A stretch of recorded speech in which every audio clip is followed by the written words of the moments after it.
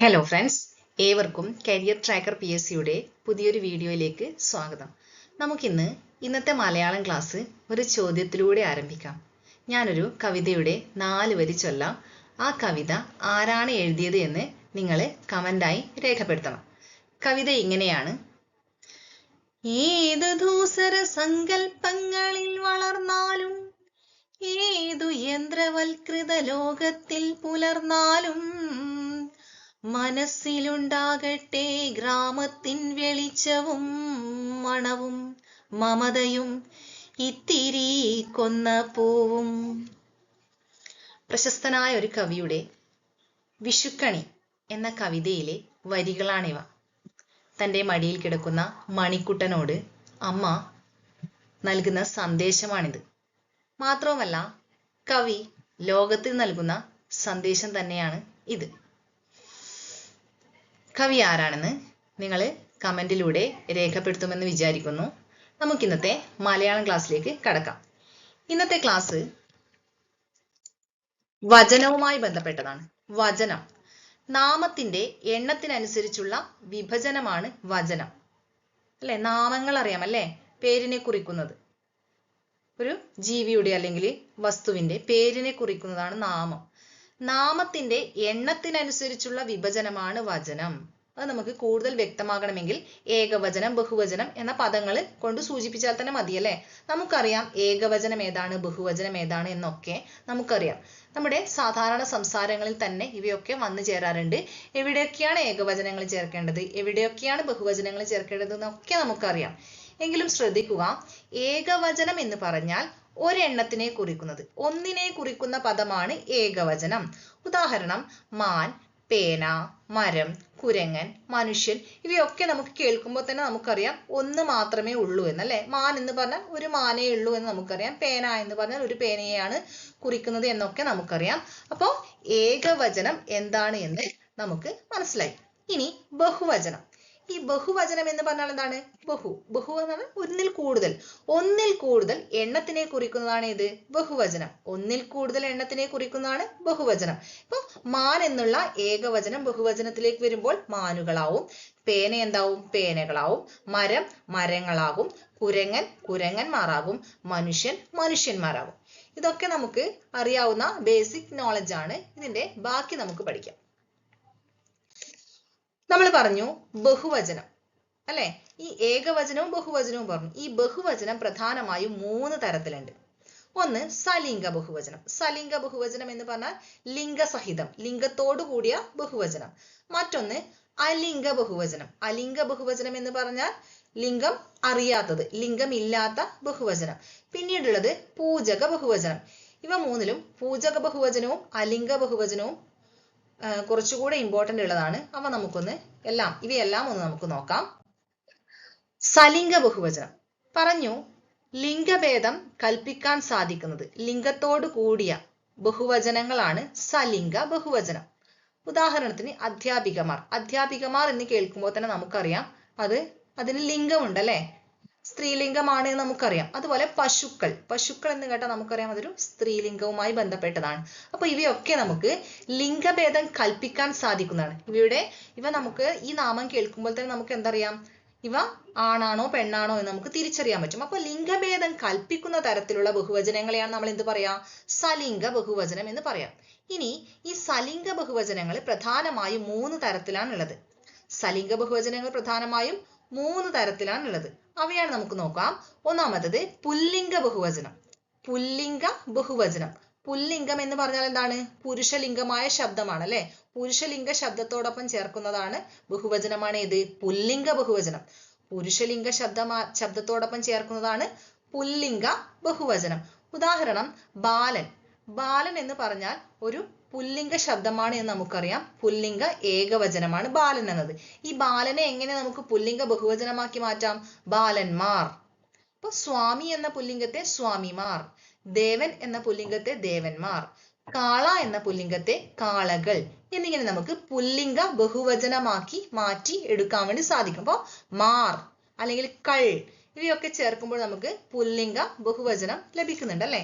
അടുത്തത് സ്ത്രീലിംഗ ബഹുവചനം, പുല്ലിംഗ ബഹുവചനം പോലെ തന്നെ സ്ത്രീലിംഗ ബഹുവചനവും നമുക്ക് മാർ അല്ലെങ്കിൽ കൾ ഇവയൊക്കെ ചേർത്താൽ നമുക്ക് എന്ത് കിട്ടും? സ്ത്രീലിംഗ ബഹുവചനവും കിട്ടും. അതായത് സ്ത്രീലിംഗ ഏകവചനത്തോട് മാർ അല്ലെങ്കിൽ കൾ എന്നിവ ചേർക്കുമ്പോഴാണ് സ്ത്രീലിംഗ ബഹുവചനം നമുക്ക് ലഭിക്കുന്നത്. ഉദാഹരണം മഹിള. മഹിള എന്നത് സ്ത്രീലിംഗ ഏകവചനമാണ് എന്ന് നമുക്കറിയാം. ഇവയെ സ്ത്രീലിംഗ ബഹുവചനമാക്കാൻ എന്ത് വേണം? മഹിളകൾ എന്ന് പറയുമ്പോൾ സ്ത്രീലിംഗ ബഹുവചനമായി. അതുപോലെ സ്ത്രീ എന്നത് സ്ത്രീകളായി മാറുന്നു. വേലക്കാരി എന്നത് വേലക്കാരികളായി മാറുന്നു. ആയ എന്നത് ആയമാർ എന്ന് ആയി മാറുന്നു. അടുത്തത് നപുംസക ലിംഗ ബഹുവചനം. ഈ നപുംസക ലിംഗ ബഹുവചനം എന്ന് പറഞ്ഞാല് ഇവയ്ക്കൊക്കെ ലിംഗമുണ്ട്. ആൺലിംഗവും പെൺലിംഗവും ഒക്കെ ഇതിൽ ഉൾക്കൊള്ളും. പക്ഷെ ഇവയ്ക്കൊക്കെ ലിംഗമുണ്ട്. പക്ഷെ എന്താണ്? നപുംസക ലിംഗം. ആണുമല്ല പെണ്ണുമല്ല. നപുംസക ലിംഗത്തോട് കൂടിയ ബഹുവചനങ്ങളാണ് ഏത്? നപുംസക ബഹുവചനം. ഉദാഹരണം ങ്ങൾ, കൾ എന്നിവയൊക്കെ ചേർക്കുന്നതാണ് എന്ത്? നപുംസക ലിംഗ ബഹുവചനം. ഇപ്പോ ഇല. ഇല എന്ന് പറഞ്ഞാൽ ഒരു ഏകവചന ശബ്ദമാണ് അല്ലെ? പക്ഷെ അവയ്ക്ക് വ്യക്തമായ ഇലകൾക്ക്, ഇപ്പം ഇലകള്, അവയെ ഇലകൾ എന്നായി മാറ്റുമ്പോൾ അത് എന്താവും? നപുംസകലിംഗ ബഹുവചനമായി മാറുന്നു. അതുപോലെ മരങ്ങൾ, വീടുകൾ, നാടുകൾ ഇവയൊക്കെ നപുംസകലിംഗ ബഹുവചനത്തിന് ഉദാഹരണമാണ്. ഇതിൽ മരങ്ങൾ ധാരാളം തവണ PSC ആവർത്തിച്ച ചോദ്യമാണ്. മരങ്ങൾ സലിംഗ ബഹുവചനമാണോ അലിംഗ ബഹുവചനമാണോ പൂജക ബഹുവചനമാണോ എന്നാണ് ചോദിച്ചിട്ടുള്ളത്. അപ്പൊ മരങ്ങൾ ഏതിലാണ്? സലിംഗ ബഹുവചനത്തിലാണ് പെടുക. സലിംഗ ബഹുവചനത്തിലെ നപുംസകലിംഗ ബഹുവചനമാണ് ഏത്? മരങ്ങൾ. ഈ നപുംസകലിംഗ ബഹുവചനം എന്ന് എടുത്ത് മരങ്ങളെ കുറിച്ച് ചോദിച്ചിട്ടില്ല. പക്ഷെ മരങ്ങൾ സലിംഗമാണോ അലിംഗമാണോ പൂജക ബഹുവചനമാണോ എന്നൊക്കെ ചോദിച്ചിട്ടുണ്ട്. അപ്പൊ മരങ്ങൾ എന്നത് എന്താണ്? ഒരു നപുംസകലിംഗ ബഹുവചനമാണ്. മാത്രവുമല്ല ഒരു സലിംഗ ബഹുവചനവുമാണ്. അപ്പൊ ഈ മരങ്ങളുടെ ഇടയിൽ തന്നെ ആൺമരവും ഉണ്ടാവും പെൺമരവും ഉണ്ടാവും അല്ലെ? അപ്പൊ ഇവയൊക്കെ ചേർത്തിട്ട് എന്ത് പറഞ്ഞു? രണ്ട് ലിംഗത്തോടു കൂടിയ നപുംസക ലിംഗത്തോടു കൂടിയ ബഹുവചനത്തെയാണ് എന്ത് പറയാ? നപുംസകലിംഗ ബഹുവചനം എന്ന് പറയുന്നത്. അടുത്തത് അലിംഗ ബഹുവചനം. അലിംഗ ബഹുവചനം എന്നതാണ് പേര് പോലെ തന്നെ ലിംഗം അറിയില്ല. അലിംഗം, ലിംഗം അറിയാത്ത ബഹുവചനം. ലിംഗം വ്യക്തമായി നിർണയിക്കാൻ പറ്റാത്ത ബഹുവചനങ്ങളെയാണ് അലിംഗ ബഹുവചനം എന്ന് പറയാം. ഉദാഹരണത്തിന് മടിയർ, മടിയർ. ജോലിക്കാർ, എന്ന് ചേർക്കും. യാത്രക്കാർ. അപ്പോ മടിയർ എന്ന പദത്തില് നമുക്കിതില് മടിയന്മാരും ഉണ്ടാവും മടിച്ചികളും ഉൾപ്പെടും അല്ലെ? പക്ഷെ ഈ മടിയർ എന്ന പദം കേട്ടാൽ നമുക്ക് അത് ഏത് ലിംഗത്തിലുള്ളതാണ് എന്ന് നമുക്ക് തിരിച്ചറിയാൻ വേണ്ടി സാധിക്കില്ല അല്ലെ? അപ്പൊ മടിയർ എന്നത് ഏതിൽ പെടും? ഒരു അലിംഗ ബഹുവചനമാണ്. അതുപോലെ ജോലിക്കാർ. ജോലിക്കാർ എന്നത് എന്താണ്? ഒരു അലിംഗ ബഹുവചനമാണ്. അതില് ജോലി ചെയ്യുന്ന സ്ത്രീകളും പെടും ജോലി ചെയ്യുന്ന പുരുഷന്മാരും പെടും അല്ലെ? ഇവരൊക്കെ ചേർത്താണ് നമ്മൾ എന്ത് പറയുന്നത്? ജോലിക്കാർ എന്ന് പറയുന്നത്. ഇനി യാത്രക്കാർ. യാത്രക്കാർ എന്ന് പറഞ്ഞാൽ എന്താണ്? അതിലെ പുരുഷന്മാരും പെടും സ്ത്രീകളും ഉൾപ്പെടും അല്ലെ? അപ്പൊ ഇവയൊക്കെ ചേർത്താണ് നമ്മൾ എന്ത് പറയുന്നത്? യാത്രക്കാർ എന്ന് പറയുന്നത്. പക്ഷെ ഈ അലിംഗ ബഹുവചനവും നപുംസകലിംഗ ബഹുവചനവും തമ്മിൽ വ്യത്യാസമുണ്ട്. ഇവയൊക്കെ അതായത് ഈ മരങ്ങൾ അങ്ങനെയുള്ള വസ്തുക്കളെ, മരങ്ങൾ, വീടുകൾ, വനങ്ങൾ, ഇങ്ങനെയുള്ളവയൊക്കെയാണ് ഈ നപുംസകലിംഗ ബഹുവചനത്തിൽ ഉൾക്കൊള്ളിച്ചിട്ടുള്ളത്. എന്നാൽ അലിംഗ ബഹുവചനത്തില് മടിയർ, ജോലിക്കാർ, യാത്രക്കാർ അങ്ങനെയുള്ളവയാണ് ഉൾപ്പെടുത്തിയിട്ടുള്ളത്. അപ്പൊ ഇവ രണ്ടും തമ്മിലുള്ള വ്യത്യാസം ഒന്ന് വേർതിരിച്ച് പഠിച്ചെടുക്കണം. അടുത്തത് പൂജക ബഹുവചനം. നമ്മൾ പറഞ്ഞു ബഹുവചനങ്ങള് 3 തരം അല്ലെ? അപ്പൊ അവയെ നമ്മൾ എന്ത് ചെയ്തു? ഇപ്പൊ പൂജക ബഹുവചനം, സലിംഗം, അലിംഗം, പൂജക ബഹുവചനം. ഇതിലെ പൂജക ബഹുവചനങ്ങളെ കുറിച്ച് ശ്രദ്ധിക്കുക. ഒരുപാട് തവണ PSC ആവർത്തിച്ചതാണ്. ഗുരുക്കൾ അല്ലെങ്കിൽ സ്വാമികൾ, താങ്കൾ. ഈ 3 വാക്കുകൾ, ഈ 3 ബഹുവചന ശബ്ദങ്ങളെ ഒരുപാട് തവണ PSC ചോദിച്ചിട്ടുണ്ട്. ഏത് ബഹുവചനത്തിന് ഉദാഹരണമാണ്? സലിംഗമാണോ അലിംഗമാണോ പൂജകമാണോ എന്നൊക്കെ. അപ്പൊ എന്താണ് പൂജക ബഹുവചനം? ഈ പൂജക ബഹുവചനം എന്ന് പറഞ്ഞാൽ അർത്ഥത്തിൽ ഏകവചനമാണ്. ഏകവചനം എന്ന ഉദ്ദേശത്തിലാണ് നമ്മൾ ഉപയോഗിക്കുന്നത്. പക്ഷെ നമ്മൾ ബഹുമാനാർത്ഥം അവയോടൊപ്പം കൾ, എന്നിവയൊക്കെ ചേർക്കും. ബഹുമാനത്തോടുകൂടെ പറയുന്ന ബഹുവചന ശബ്ദമാണ്. ബഹുമാനത്തോടുകൂടി ഉച്ചരിക്കുന്ന ബഹുവചന ശബ്ദമാണ്. പക്ഷെ അർത്ഥത്തിൽ എന്താണ്? ഇവ ഏകവചനമാണ്. ഇപ്പൊ താങ്കൾ. താങ്കൾ എന്നത് ഒരു പൂജക ബഹുവചനമാണ്. ഒരു ആരാധനയോടുകൂടി ബഹുമാനത്തോടുകൂടി നമ്മൾ പറയുന്നതാണ് അല്ലെ താങ്കൾ, താങ്കൾ അവിടെ ഇരുന്നാലും എന്നൊക്കെ പറയില്ലേ. അപ്പൊ താങ്കൾ എന്ന് പറഞ്ഞാൽ ഒരാളെയാണ് കുറിക്കുന്നത് അല്ലെ. ഒരു ഏകവചന ശബ്ദമാണ്, അർത്ഥത്തിൽ ഏകവചനമാണ്. പക്ഷേ നമ്മളത് ബഹുമാനാർത്ഥം അത് ഉപയോഗിക്കുമ്പോൾ എന്തായി, അത് ബഹുവചനമായി ഉപയോഗിക്കുന്നു അല്ലെ. താങ്കൾ എന്നത് ഒരു പൂജക ബഹുവചനമാണ്. മറ്റൊന്നാണ് സ്വാമികൾ. സ്വാമികൾ എന്ന് വിളിക്കാറില്ലേ, സ്വാമികൾ. സ്വാമിമാർ അല്ല, സ്വാമികൾ.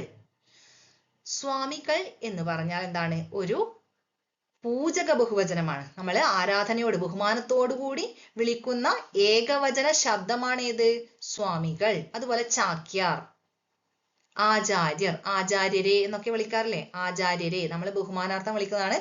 പക്ഷെ ഒരു ഏകവചന ശബ്ദമായാണ് നമ്മൾ ഉപയോഗിക്കുന്നത് എങ്കിലും ബഹുമാനപൂർവ്വം വിളിക്കുമ്പോൾ അത് പൂജക ബഹുവചനമായി മാറുന്നു. അതുപോലെ ശാസ്ത്രികൾ, ശ്യാമശാസ്ത്രികൾ എന്നൊക്കെ കേട്ടിട്ടുണ്ടാവും അല്ലെ. അപ്പൊ ശാസ്ത്രികൾ എന്ന് പറഞ്ഞത് ഒരു അർത്ഥത്തിൽ ഏകവചനമാണ്. ഒരാളെയാണ് നമ്മൾ കുറിക്കുന്നത്. പക്ഷെ ബഹുമാനാർത്ഥം അവയോട് എന്തുണ്ട്, കൾ, ഇർ എന്നൊക്കെ ചേർക്കുമ്പോൾ ഫസ്റ്റ് നമ്മൾ ആദ്യമായിട്ട് ഇത് കേൾക്കുമ്പോൾ നമുക്ക് തോന്നും ഇത് ബഹുവചനമാണോ, അല്ല ഇത് ഏകവചനമാണോ ബഹുവചനമാണോ എന്നതിൽ നമുക്കൊരു സംശയം വരും. പക്ഷേ ഇത് ശ്യാമശാസ്ത്രികൾ എന്ന വാക്ക് കേട്ടാൽ ശ്യാമശാസ്ത്രികൾ ഒരാളല്ലേ ഉള്ളൂ എന്നുള്ള രീതിയിൽ നമ്മൾ വിചാരിക്കും ഇത് ഒരു ഏകവചന ശബ്ദമാണ്. അല്ല, ശാസ്ത്രികൾ എന്നത് പൂജക ബഹുവചനമാണ്. പൂജക ബഹുവചനമാണ് ശാസ്ത്രികൾ. തിരുവടികൾ, അതുപോലെ ഗുരുക്കൾ. പക്ഷേ ഗുരുക്കൾ, ഗുരുക്കന്മാർ, അവ രണ്ടും തമ്മിൽ വ്യത്യാസമുണ്ട് അല്ലെ. ഗുരുക്കന്മാർ എന്ന് പറഞ്ഞാല് അത് ഒരു പുല്ലിംഗ ബഹുവചനമാണ്. ഗുരു, ഗുരു എന്നത് പുല്ലിംഗമാണല്ലോ. ഗുരുവിന്റെ സ്ത്രീലിംഗ പദം എന്താണെന്ന് അറിയോ, ഗുർവി എന്നാണ് ഗുരുവിന്റെ സ്ത്രീലിംഗം. പക്ഷെ ഗുരു എന്ന ഗുരുക്കൾ എന്ന് പറഞ്ഞാൽ പൂജക ബഹുവചനമാണെങ്കിലും ഗുരുക്കന്മാർ എന്ന് പറഞ്ഞാൽ ഒരു പുല്ലിംഗ ബഹുവചനമാണ്. അപ്പൊ ശ്രദ്ധിക്കുക, പൂജക ബഹുവചനങ്ങള് സ്വാമികൾ നമ്മൾ അർത്ഥത്തിൽ ഏകവചനമാണ്, പക്ഷെ ബഹുമാനാർത്ഥം ബഹുവചനം ചേർക്കുന്നു. അർത്ഥത്തിൽ ഏകവചനമാണ്, എന്നാൽ ബഹുമാനാർത്ഥം നമ്മൾ ബഹുവചനം ചേർത്ത് വിളിക്കുന്നതാണ് പൂജക ബഹുവചനം. സ്വാമികൾ, താങ്കൾ, ചാക്യാർ, ആചാര്യർ, ശാസ്ത്രികൾ, തിരുവടികൾ, ഗുരുക്കൾ ഇവയൊക്കെ പൂജക ബഹുവചനത്തിന് ഉദാഹരണമാണ്. സ്വാമികൾ ഓർത്തു വെക്കണം, ഗുരുക്കൾ ചോദിച്ചിട്ടുണ്ട്, ശാസ്ത്രികൾ, താങ്കൾ, ഈ 4 ഒരുപാട് തവണ ചോദിച്ചിട്ടുണ്ട്. ഇവയൊക്കെ എന്താണ്, പൂജക ബഹുവചനമാണ്. അടുത്തത് സംഖ്യാവാചികൾ. സംഖ്യ അതായത് സംഖ്യയുടെ ശബ്ദം വരുന്ന വാക്കുകൾ. സംഖ്യാവാചികളായ വിശേഷണങ്ങൾക്ക് ശേഷം ചേർക്കുന്ന നപുംസകലിംഗങ്ങൾക്ക് ബഹുവചനം വേണ്ട. അപ്പൊ നപുംസകലിംഗങ്ങൾ ഏതൊക്കെയാണെന്ന് നമ്മൾ പഠിച്ചിട്ടുണ്ട് അല്ലെ. മരങ്ങള് നപുംസകലിംഗമാണ് എന്ന് പറഞ്ഞിട്ടുണ്ട്. തേങ്ങകൾ നപുംസകലിംഗമാണ് എന്ന് പറഞ്ഞിട്ടുണ്ട്. വീടുകൾ നപുംസകലിംഗമാണ് എന്ന് പറഞ്ഞിട്ടുണ്ട് അല്ലെ. അപ്പോ ഈ ലിംഗങ്ങൾക്ക് സംഖ്യാവാചികളായ വിശേഷണങ്ങൾ അതിന് മുന്നേ ഉണ്ടെങ്കിൽ, അതായത് സംഖ്യാവാചികളായ വിശേഷണങ്ങൾക്ക് ശേഷമാണ് ഈ നപുംസകലിംഗങ്ങൾ വരുന്നതെങ്കിലേ അവയോടൊപ്പം എന്ത് ചേർക്കണ്ട, ബഹുവചനം ചേർക്കണ്ട എന്നാണ് പറയുന്നത്. ഉദാഹരണം നോക്കിയാൽ നമുക്ക് മനസ്സിലാവും. ഇപ്പോ 100 മരം, 100 മരങ്ങൾ എന്ന് വേണ്ട, അത് തെറ്റാണ്. അപ്പോ 100 മരം സംഖ്യാവാചിയാണ് 100 എന്നത് അല്ലെ. സംഖ്യാവാചിയായ ഒരു വിശേഷണമാണ് 100 എന്നത്. അപ്പൊ അവയുടെ കൂടെ മരം, മരങ്ങൾ എന്ന നപുംസകലിംഗം, മരം എന്ന നപുംസകലിംഗം ചേർക്കുമ്പോൾ അവയോടൊപ്പം എന്ത് വേണ്ട, ബഹുവചന ശബ്ദം വേണ്ട എന്നാണ് പറയുന്നത്. അപ്പൊ 100 മരം എന്നതാണ് ശരി, മരങ്ങൾ എന്ന് വേണ്ട. അതുപോലെ 1000 തേങ്ങ, 1000 എന്നത് ഒരു സംഖ്യാവാചിയായ വിശേഷണമാണ്. അപ്പൊ അതിന്റെ കൂടെ ചേർക്കുന്ന നപുംസകലിംഗമാണ് തേങ്ങ. അപ്പൊ തേങ്ങയോടൊപ്പം അതിനോടൊപ്പം എന്ത് ചേർക്കേണ്ട എന്നാണ് പറയുന്നത്, ബഹുവചനം ചേർക്കേണ്ട. 1000 തേങ്ങ എന്ന് മതി, 1000 തേങ്ങകൾ വേണ്ട. അതുപോലെ വീട്, 10,000 വീടുകൾ നിർമ്മിച്ചു എന്ന് നമ്മൾ പറയല്ലേ, തെറ്റാണ്. 10,000 വീട് നിർമ്മിച്ചു. വീട് നപുംസകലിംഗമായ വീട് എന്നതിനോടൊപ്പം എന്തേ ചേർക്കണ്ടു, ബഹുവചനം ചേർക്കണ്ട. അപ്പൊ 10,000 സംഖ്യാവാചിയായ വിശേഷണങ്ങൾക്ക് ശേഷം ചേർക്കുന്ന നപുംസകലിംഗങ്ങൾക്ക് എന്ത് വേണ്ട, ബഹുവചന ശബ്ദം വേണ്ട. ഇനി മറ്റൊന്ന്, സംഖ്യാവാചിയായ വിശേഷണങ്ങളുടെ കൂടെ നപുംസകലിംഗങ്ങളുടെ കാര്യമാണ് ഇത്രയും നേരം പറഞ്ഞത്. നപുംസകലിംഗം അല്ലെങ്കിൽ, അതായത് നപുംസകലിംഗമല്ല, സ്ത്രീലിംഗമോ പുല്ലിംഗമോ ആണെങ്കിൽ അതിന്റെ കൂടെ എന്ത് ചേർക്കണം? ബഹുവചന ശബ്ദം ചേർക്കണം. അപ്പോൾ നപുംസകലിംഗമാണെങ്കിൽ, സംഖ്യാവാചിയായ വിശേഷണങ്ങൾക്ക് ശേഷം നപുംസകലിംഗമാണെങ്കിൽ അവയോടൊപ്പം ബഹുവചനം ചേർക്കേണ്ട. എന്നാൽ സംഖ്യാവാചിയായ വിശേഷണങ്ങളുടെ കൂടെ സ്ത്രീലിംഗമോ പുല്ലിംഗമോ ആണെങ്കിൽ എന്ത് ചേർക്കണം? ബഹുവചന ശബ്ദം ചേർക്കണം. ഉദാഹരണം, 1000 സ്ത്രീ എന്ന് പറഞ്ഞാൽ പോരാ, 1000 സ്ത്രീകൾ. സ്ത്രീകൾ എന്നത് സ്ത്രീലിംഗമല്ലേ? സ്ത്രീലിംഗമായ സ്ത്രീയോടൊപ്പം എന്ത് ചേർക്കണം? ബഹുവചനം, സ്ത്രീകൾ എന്നാക്കണം. അതുപോലെ 100 പുരുഷന്മാർ. 100 എന്നതൊരു സംഖ്യാവാചിയായ വിശേഷണമാണ്. അപ്പൊ അതിന്റെ കൂടെ 100 പുരുഷൻ എന്ന ലിംഗം ചേർത്താൽ പോരാ, പുരുഷന്മാർ എന്ന ബഹുവചന രൂപം തന്നെ ചേർക്കണം. അതുപോലെ അധ്യാപികമാർ എന്നത് ഒരു സ്ത്രീലിംഗ ശബ്ദമാണ്, അല്ലെ? അപ്പൊ 100 എന്ന സംഖ്യാവാചിയായ വിശേഷണത്തിന്റെ കൂടെ എന്ത് ചേർക്കണം? അധ്യാപികമാർ എന്ന സ്ത്രീലിംഗ ബഹുവചനം ചേർക്കണം. എന്നാൽ മറ്റൊന്നു കൂടിയുണ്ട് ഇതിലെ, മറ്റൊരു റൂള് കൂടിയുണ്ട്. എന്നാൽ സംഖ്യാവാചിയായ വിശേഷണങ്ങൾക്ക് ശേഷം വിശേഷണ ബുദ്ധി ഇല്ലാത്ത ജീവികളാണെങ്കിൽ ഏകവചനമോ ബഹുവചനമോ ചേർക്കാം, രണ്ടും ശരിയാണ്. അതായത് വിശേഷണ ബുദ്ധി ഇല്ലാത്ത, മനുഷ്യന്മാരെ പോലെ വിശേഷണ ബുദ്ധി ഇല്ലാത്ത ജീവികളാണെങ്കിൽ അവയോടൊപ്പം എന്ത് ചേർക്കാം? നമുക്ക് ഇഷ്ടമുള്ളതുപോലെ ഒന്നുകിൽ ഏകവചനം ചേർക്കാം, അല്ലെങ്കിൽ ബഹുവചനം ചേർക്കാം. രണ്ട് ചേർത്താലും ശരിയാണ്. അപ്പോ 10 എന്നതൊരു സംഖ്യാവാചിയായ വിശേഷണമാണല്ലോ. അതിൻ്റെ കൂടെ 10 പശു എന്ന് പറഞ്ഞാലും 10 പശുക്കൾ എന്ന് പറഞ്ഞാലും രണ്ടും ശരിയാണ് എന്നാണ് പറയുന്നത്. അപ്പൊ ഇത്രയുമാണ് ഇന്നത്തെ മലയാളം ക്ലാസ്. ഇപ്പോൾ നേരത്തെ ആദ്യം പറഞ്ഞത് മറക്കണ്ട, കവി ആരാണെന്ന് കമന്റ് ചെയ്യുക. അപ്പൊ ഏവർക്കും പുതിയൊരു വീഡിയോയുമായി വരുന്നത് വരെ ബൈ. Thank you.